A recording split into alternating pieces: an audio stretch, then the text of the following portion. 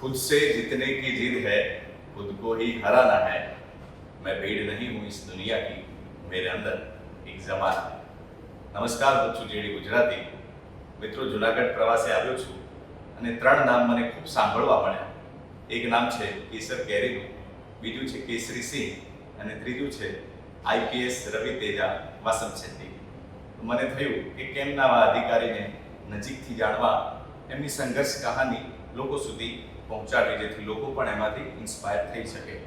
Sir, thank you so much, आपने हमारे लिए वक्त निकाला. मुझे देख के कोई मोटिवेट हो रहा था, इससे अच्छा क्या है। वाह. सबसे पहले तो मैं ये आपसे पूछूंगा कि केम छो? मजामा गुजराती आपको पहले से आती थी या फिर सीखे आप आईपीएस? गुजराती तो देखो कंपलसरी एक बार खाते में आ गया, બધું કાગજ તો ગુજરાતીમાં જ છોડ છે, તો ગુજરાતી શીખવાનું તો ફરજિયાત છે. लेकिन आपके मुंह से गुजराती बहुत अच्छी मीठी लगती है. आपका नाम रवि तेजा है, तो आगे पीछे वासंत शेट्टी लगता है, तो लोग काफी यहाँ कंफ्यूज रहते हैं कि सर का एग्जैक्टली नाम क्या है. एक्चुअली ये ना अलग अलग स्टेट में नाम रखने का अलग अलग प्रथा है. तो गुजरात में आपको पहले आपकी नाम आएगा, फिर पिताजी का नाम आएगा, फिर उसके बाद अटक आएगा. साउथ में थोड़ा सिस्टम अलग है, जैसे मैं आता हूँ पिताजी का नाम बीच में आता नहीं. कई लोग ये भी पूछते हैं कि तेजा आपका पिताजी का नाम है. रवि भी मेरा ही नाम है और तेजा भी मेरा ही नाम है. वासंत शेट्टी घर का नाम है, फैमिली नेम जो किया जाता है. अटक जनरली बहुत कम में आती है, अटक लिखते हैं आंध्र प्रदेश में. વર્તમાન સમયની અંદર સર ઘણા બધા લોકો જીપીએસસી અને યુપીએસસીની તૈયારી કરે છે, તો અમારે એ પણ જાણવું છે કે આપે યુપીએસસી ટ્રેક કરી, તેની શરૂઆત ક્યાંથી થઈ તૈયારીની અને કેવી રીતે આ મુકામ સુધી આપ પહોંચ્યા? तैयारी तो देखिए, मैं बचपन से यही टाइम लिया कि मुझे आईपीएस बनना ही बनना था. मैं लगभग 5वीं या 6ठी कक्षा में डिसाइड किया था कि मुझे वर्दी पहनना और आगे जाके आईपीएस ऑफिसर बनना. जो बच्चे, आप सब जानते हैं कि बच्चे अपने पेरेंट्स से पूछते हैं कि मुझे पुलिस बनना है, तो घर वाले ये बोलते हैं कि पुलिस तो बनोगे, और पुलिस में क्या बनना है, वो तय कर. तो मैंने पूछा सबसे ऊंचा पद क्या होता है पुलिस में, तो ये बताया गया कि मुझे आईपीएस सबसे ऊंचा पद होना है. तो तभी मैंने डिसाइड किया कि बड़े होके आईपीएस ही बनना है. तो एम तो पहले से ही था, मोटिवेशन भी उसी तरीका होता था. घर पे भी माहौल ऐसा अच्छा माहौल था, हमेशा सपोर्ट करते थे. तो पढ़ाई तो मैंने तैयारी ग्रेजुएशन के बाद ही शुरू किया, बट मन के अंदर तो मुझे पहले से ही नक्की था कि यही करना है. और यूपीएससी में आप सब जानते हैं कि थोड़ा लक भी है, तो भगवान के साथ था, लक का फैक्टर भी साथ में था, तो जल्दी क्रैक हो गया. તો ઘણા બધા લોકો સર હમણાં જેમ આપને કહ્યું કે તૈયારી કરે છે, એ કોઈ ખરેખર જો પદ્ધતિસર સર તૈયારી કરવી હોય તો કેવી રીતે કરવી જોઈએ? एक तो बहुत बच्चे मुझे पूछते हैं कि हम कब से तैयारी करना, 10वीं कक्षा से तैयारी शुरू करें, 8वीं कक्षा से तैयारी शुरू करें, 11, 12 या कब से. मैं तो ये बोलता हूँ यूपीएससी आपका ओनली जो नॉलेज है वो टेस्ट नहीं करती, आपको पर्सनैलिटी टेस्ट करती है. तो पर्सनैलिटी हमेशा किताब पढ़ने से बनती नहीं है. पर्सनैलिटी में बहुत सारे एस्पेक्ट्स होते हैं. तो आप आपकी लाइफ में जो गोल है उसके हिसाब से आपका मतलब जो वर्तन है या जो कैरेक्टर है, कैरेक्टर को बिल्ड ऐसा करना पड़ता है कि आप कहाँ पहुँचना चाहते हैं. तो पहले तो मैं सबको यही सजेस्ट करूँगा, अपने स्टडीज़ जो है उसी रीते कंटिन्यू कीजिए. आप कॉलेज करना है, ठीक से कॉलेज कीजिए, कॉलेज लाइफ कंफर्टेबली स्पेंड कीजिए, क्योंकि कॉलेज मुझे बहुत चीज़ें सिखाया. अगर मैं पहले से ही पढ़ने लगता 10वीं 11 से, कॉलेज लाइफ में नॉर्मल स्टूडेंट जैसे नहीं जीता हो, तो मेरा पर्सनैलिटी शायद ऐसा नहीं होता. कॉलेज में मैं कॉलेज तरीका ही कॉलेज के, मुझे पता है ये करना है, बट उसके लिए टाइम है, सबके लिए अपना अपना टाइम होता है. मैंने बोला पहले 21 तक मेरा टाइम है, लाइफ को थोड़ा एंजॉय करता हूँ, जो लाइफ सिखाता है उसको सीखता हूँ. तो उसके बाद ही मैं 21 के बाद ही पढ़ाई शुरू की है. तो सबको यही बोलूँगा, फर्स्ट 21 ईयर्स आप टारगेट रखो मन में, उसके लिए थोड़ा बहुत मेहनत करो, but live your life to the fullest. आपके माताजी पिताजी क्या करते हैं? मम्मी पापा दोनों वकील है, high court of Andhra Pradesh. अभी सेपरेट हो गया तो तेलंगाना हाई कोर्ट में हैदराबाद में प्रैक्टिस है. आंध्र में सर आप कहाँ से बिलोंग करते हैं? तो वैसे मम्मी पापा जो है ईस्ट गोदावरी डिस्ट्रिक्ट में छोटा परिवार से आते हैं, दोनों केडी परिवार से आते हैं. दोनों पढ़ के वकील बना, फिर उसके बाद हैदराबाद माइग्रेट हो गए. तो हैदराबाद में मेरा जन्म हुआ, फिर वहीं पे मेरा पढ़ाई और बड़ा भी हैदराबाद में हुआ. आपने पढ़ाई भी वहाँ पे की है, बहुत सारा टाइम भी वहाँ पर स्पेंड किया. आपके करीबी दोस्त होंगे, रिलेटिव्स होंगे, वो कौन से दोस्त थे जो आपके बहुत करीबी हैं, आप उनको याद करते हैं गुजरात में रहते भी? बहुत मतलब दोस्त, अब जैसे देखो जीवन की दोस्त मैं एक्चुअली लकी था, जीवन की हर पल में मुझे अच्छे अच्छे दोस्त मिले। जैसे स्कूल की एक ग्रुप है, फिर बीच में स्कूल चेंज किया था, उसमें भी अच्छा सा ग्रुप बन गया। फिर 11वीं 12वीं की ग्रुप है, फिर कॉलेज की अलग ग्रुप है, यूपीएससी तैयारी की अलग ग्रुप है। फिर ये बनने के बाद जैसे सर्विस में आया, हम लबासना मसूरी में है, जहाँ पे हमारा एक फाउंडेशन कोर्स होता है जिसमें सारे सर्विसेज मिलके करते हैं, उसमें भी काफ़ी अच्छे दोस्त बने। फिर आईपीएस ट्रेनिंग में आने के बाद वहाँ पे भी अच्छे दोस्त बने। तो ऐसे 7-8 ग्रुप्स हैं मेरे, सबके साथ अभी भी ऑलमोस्ट हफ्ते में या 2 हफ्ते में एक आध बार कोई ना कोई से बात होता रहता है, वो टच में रहते हैं। जिंदगी में अच्छे दोस्तों का होना भी जरूरी है। बहुत ज़रूरी है, बहुत ज़्यादा ज़रूरी है। और इसके साथ साथ मेरा क्या है, मम्मी पापा का परिवार बड़ा है। पापा को 6 भाई बहन है, मम्मी को भी 6 भाई बहन है।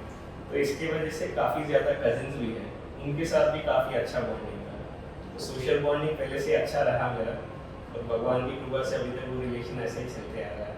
आप फैमिली से बहुत दूर हैं, बियर के खाकी और उसके पहले का लाइफ और अभी की लाइफ, मतलब क्या बदलाव है?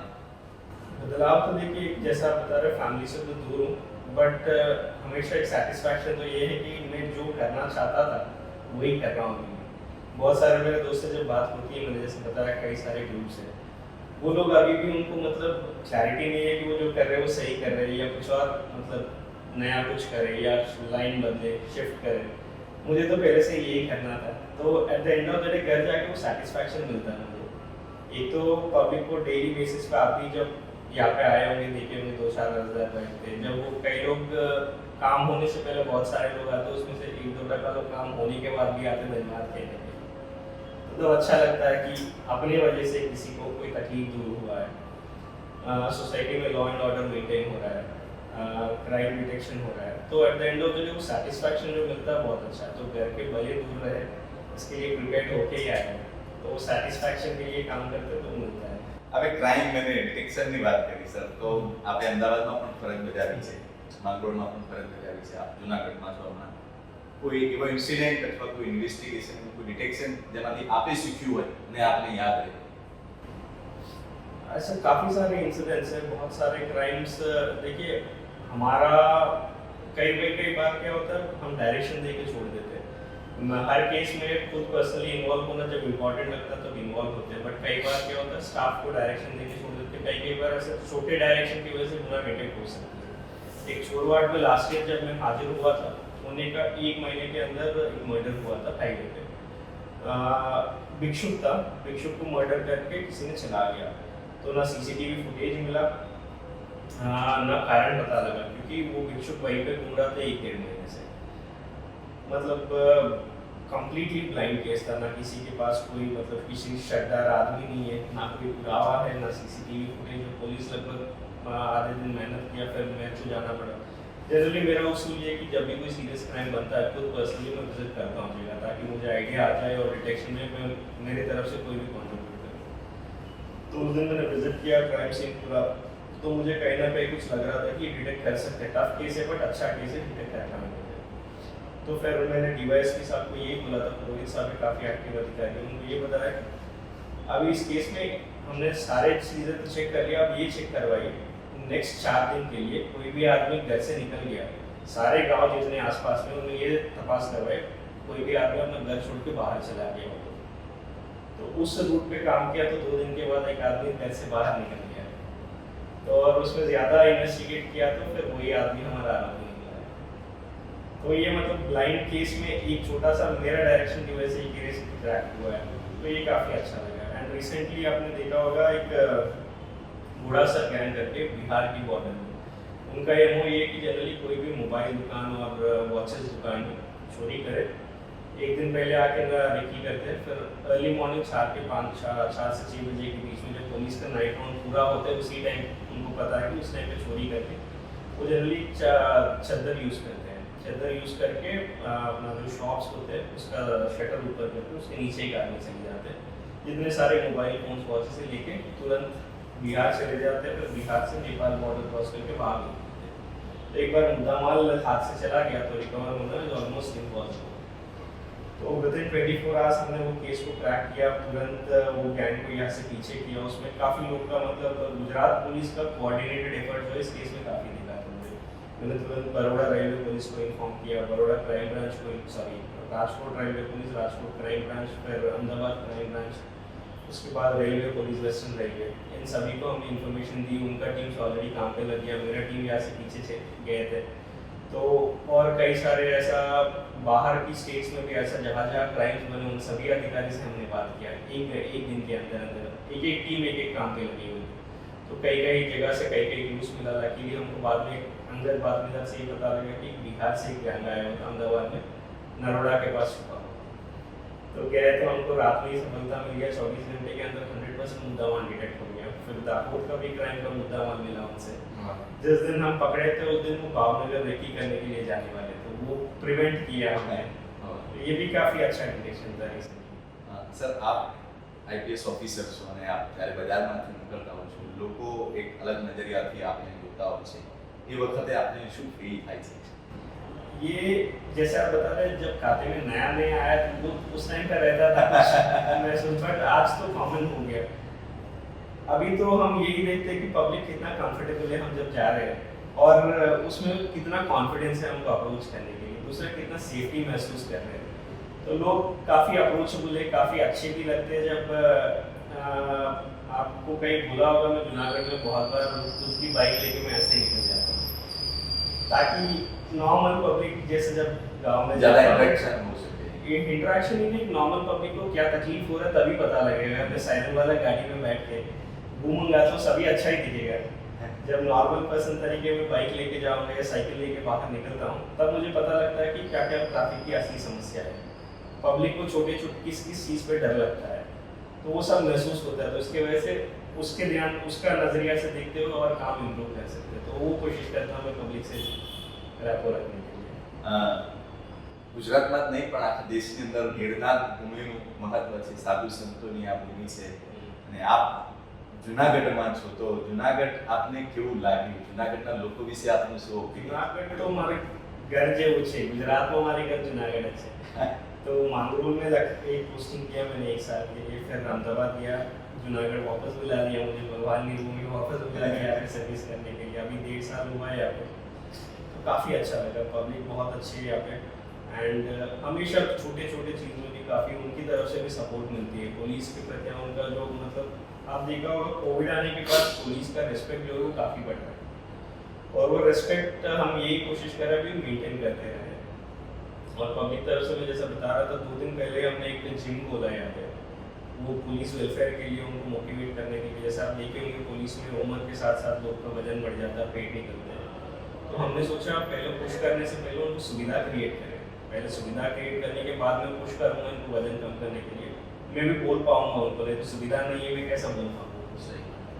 तो उसमें पब्लिक की काफ़ी सहकार लगा। तो इसीलिए बता रहा हूँ, ये मेरा घर जैसा। मैं किसी को भी कुछ भी बोल दूँ, वो मेरे लिए करने के लिए तैयार रहते हैं, क्योंकि पुलिस की तरफ से वो अपेक्षा भी अच्छा है उनका, वो पॉजिटिव वाइब्रेशन भी है यहाँ पे। जैसा बताया, भगवान पास में है, तो कुछ मांगते तो मिल भी जाता है। આખા જિલ્લાની જવાબદારી આપના માથે છે। એક બાજુ સ્ટાફને તો આપણે સંભાળવાનો છે, અને સાથે સાથે અમે જોયું કે ઘણા બધા લોકો આપની સમક્ષ આવતા હોય છે રજૂઆત કરવા કે આભાર માનવા। તો વર્કલોડ સામાન્ય રીતે રહેતો હોય છે, આપ જે મુદ્દા પર છો, તો જે મેન્ટલી જે સ્ટ્રેસ રહે છે એને કેવી રીતે આપ કંટ્રોલ કરી શકો છો, પોતાને કેવી રીતે હેપી રાખી શકો છો?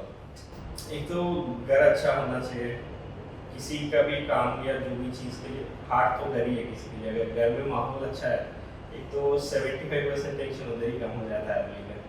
तो जैसे मैंने बताया, काफ़ी बड़ा सर्कल है, मम्मी पापा की सपोर्ट रहती है, वाइफ की हमेशा सपोर्ट रहती है, तो वो माहौल में से काफ़ी स्ट्रेंथ मिल जाता है, मेंटल पीस उसमें से मिल जाता है। घर पे माहौल ठीक नहीं है तो सब बार सोचना पड़ता है कि बीवी क्या सोचेगी, बीवी क्या बोलेगी। वो चिंता जब नहीं, आधा काम तो टेंशन तो दूर ही हो गया।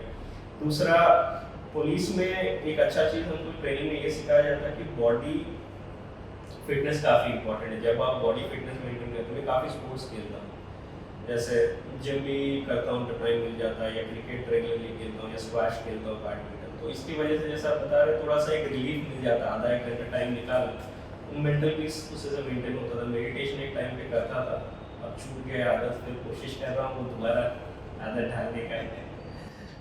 बिजी शेड्यूल रहता है, आप घर से निकलते भी जल्द होंगे, जाते भी लोग होंगे। भाभी जी कभी कंप्लेन करते हैं? कंप्लेन तो बहुत कम ही करते हैं, कभी कभी कोई स्पेशल दिन हो या मेरी बर्थडे या उनकी बर्थडे, उस टाइम पे कहीं काम आ जाता है तो उस टाइम पे कंप्लेंट आता है, बट अदरवाइज नॉर्मल डे पे कोई कंप्लेंट होता नहीं है। वो भी समझदार है और उनको पता है कि जब प्रोफेशन में आए तो काम रहता ही है, तो वो सपोर्ट हमेशा रहता है। एक सवाल है सर, जूनागढ़ के लोगों को आप कुछ मैसेज देना चाहें तो क्या देना चाहेंगे?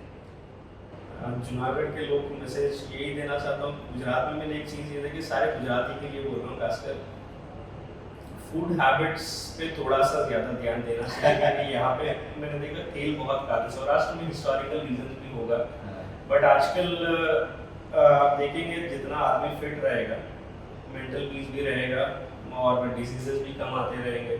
तो किसी को अगर मैसेज मैं देना चाहूँगा, यही बोलूँगा कि आपका हेल्थ मेंटेन करो, फिटनेस मेंटेन करो, ताकि लंबा जीवन भी जी सके, शांति से जीवन भी जी सके और हॉस्पिटल जाने का कम आपको अवसर पड़े।